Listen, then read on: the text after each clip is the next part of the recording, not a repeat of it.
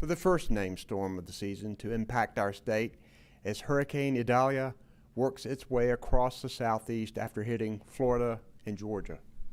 Our response teams here in the Emergency Operations Center are tracking this storm and preparing around the clock. About an hour ago, I spoke with President Biden, and yesterday evening, I spoke with FEMA Administrator Criswell. It's important for us to coordinate with our federal partners in times like this. We're hoping for the best and preparing for the worst. On Monday, I declared a state of emergency. It waives rules for transportation of fuel, gives farmers flexibility to quickly harvest crops, helps line workers restore power, and gets quick help where it's needed most. Today, the forecast for North Carolina has come more into focus. Heavy rainfall and localized flooding are our greatest threats as Idalia approaches the southeastern corner of North Carolina. We also anticipate possible flash flooding across the Piedmont and coastal plain, so everyone needs to stay alert. Heavier rainfall of 5 to 8 inches east of I-95 is expected later this evening and into early tomorrow. When it hits us, this storm will likely be near tropical storm strength. Tropical storm warnings are now in effect for our entire coast. If you're in the affected area and you haven't already, stock up on supplies now, listen to emergency alerts, and stay off the flooded roads. Our emergency management officials, the National Guard, State Highway Patrol troopers, and transportation and local first responders are staged across the state and working to keep people safe. I've authorized National Guard activation, which means soldiers and vehicles are staged in key areas, ready to deploy when and if they're needed. Swiftwater rescue teams are preparing to deploy in eastern and central parts of our state. So far, several counties and cities have declared their own local states of emergency, while the statewide state of emergency remains in effect. We do expect power outages and are working with our utility partners on a swift response. Our Department of Transportation utilizes drones in weather events like this to survey damage, and their workers stand ready to identify trouble and help clear roadways as quickly as possible. We expect winds, rain, and flooding to continue to impact our state even into Saturday. I encourage people to listen to local officials and make sure you have a plan if you're in an area with a flood risk. Prepare an emergency kit if you don't have one. This is the first storm of the season, and it may not be the last. So go to readync.gov to learn more about it. Today I'm joined up here by Emergency Management Director Will Ray, our Public Safety Secretary Eddie Buffalo, our Transportation Secretary Eric Boyette, the Adjutant General of the North Carolina National Guard Todd Hunt, Colonel Freddie Johnson, the Commander of the North Carolina State Highway Patrol, Emergency Management Assistant Director for Planning Katie Webster. Our American Sign Language interpreters are Karen Magoon, Jeff Greer, and Mark Lineberger. And behind the scenes, as always, our Spanish language interpreters, Jackie Mativier and Erica Kugler. At this time, I'll ask Director Ray for his update. Thank you, Governor Cooper, and good afternoon, everyone. On Monday of this week, the State Emergency Response Center moved to an enhanced watch.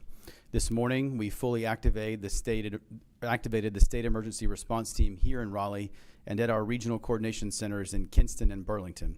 We will remain in 24-hour operations until the threat from Hurricane Idalia has passed. Our concerns for this event are widespread heavy rains with localized flash flooding and moderate riverine and coastal flooding, along with increased tornado and severe weather threat. The emergency operations centers in Duplin, New Hanover, Onslow, and Pender counties have all been activated, and many others are monitoring the storm and impacts in their counties. Columbus County has declared a local state of emergency in addition to a number of other jurisdictions.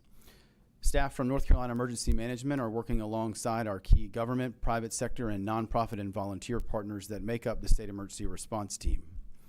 We are closely monitoring Idalia's progress and coordinating with our local emergency management partners to make sure counties have the resources they need to respond to the impacts of this storm.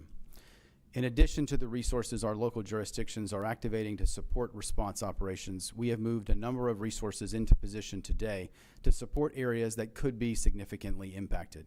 We have 7 swiftwater rescue teams, which equates to 16 boat crews that are staged in multiple locations across the eastern and central parts of the state and ready to move quickly to areas where they could be needed.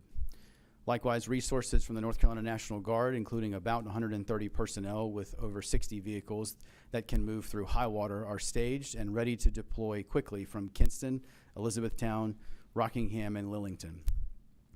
Brunswick, Northampton, and Terrell Public Schools will or have already released early today. Beaufort, Brunswick, Craven, Duplin, Greene, Jones, Lenoir, Onslow, Pamlico, Pitt, Robinson, Sampson, Scotland, and Wayne public school systems have already closed for tomorrow.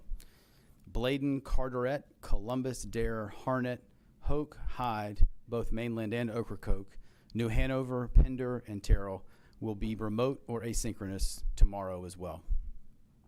In addition to the preparedness steps Governor Cooper mentioned, make sure you pay close attention to your local weather forecast and have multiple ways to receive weather alerts and warnings. Follow any directions that may be issued by your local government officials.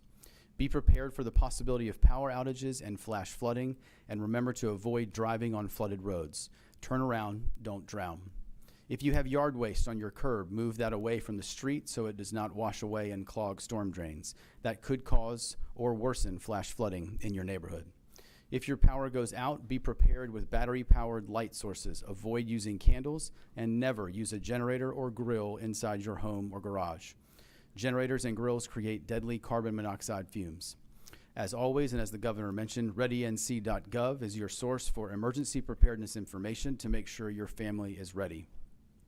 Once the storm has passed and we ensure the needs are met here in North Carolina, we will quickly assess availability of resources and turn our attention to helping other states that were hit harder than North Carolina.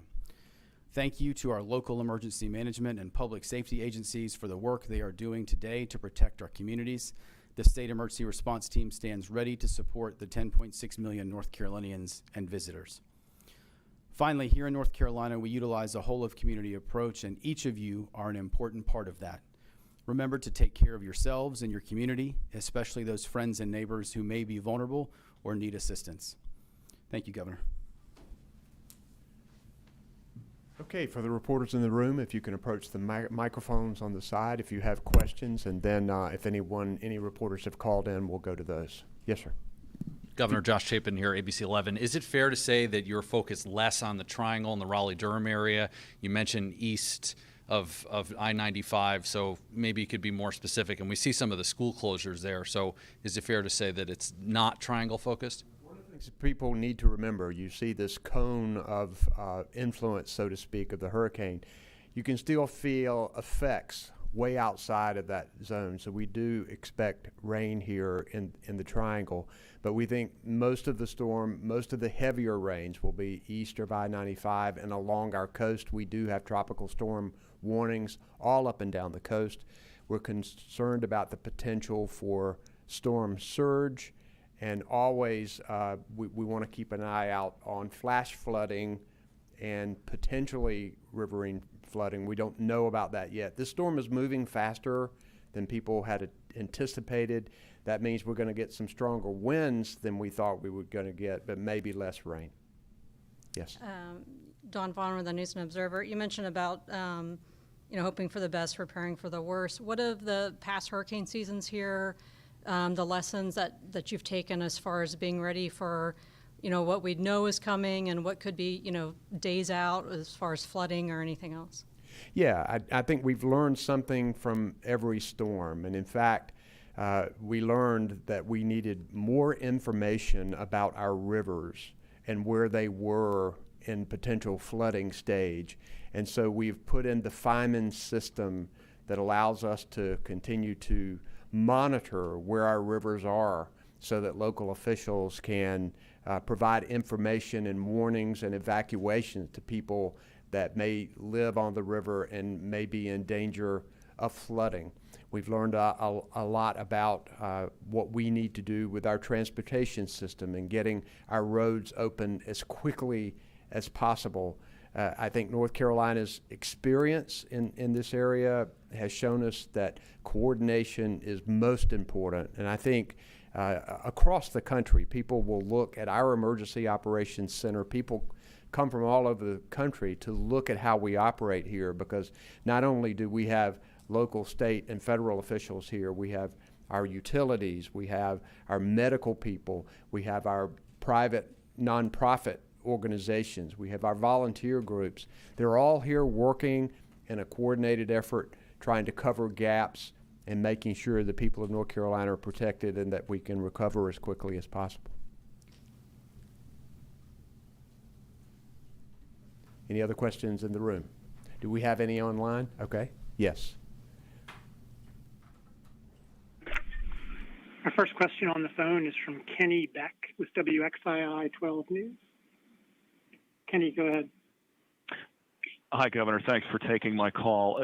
Generally speaking, not Idalia specific, given how warm this summer has been and how warm the Atlantic and the Gulf both are right now, are you more concerned about the remainder of hurricane season and its potential impact on our state? Are you more concerned about 2023 than you have been in years past, or is it about the same? Well, first, we cannot lose focus on what is coming at us. So that's our first order of business, making sure that we are ready for this storm.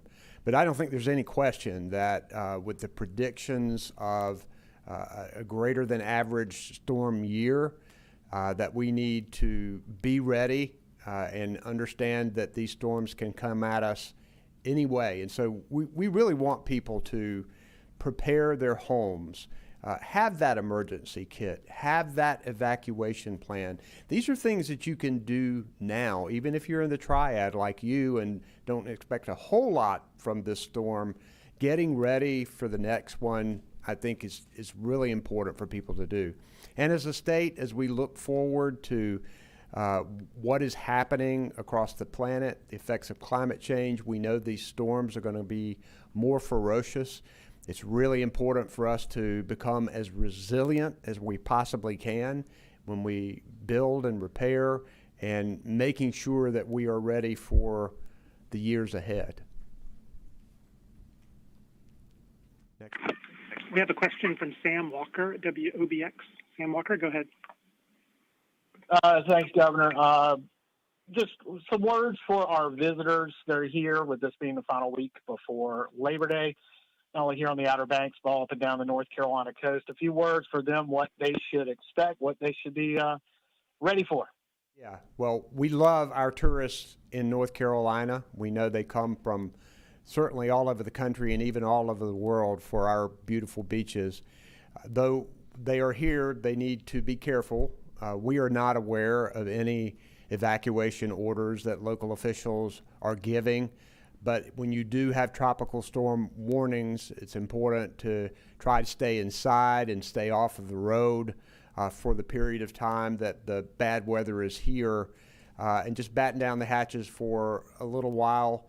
You know, hopefully that if we get through this, they can still have a weekend that will be positive.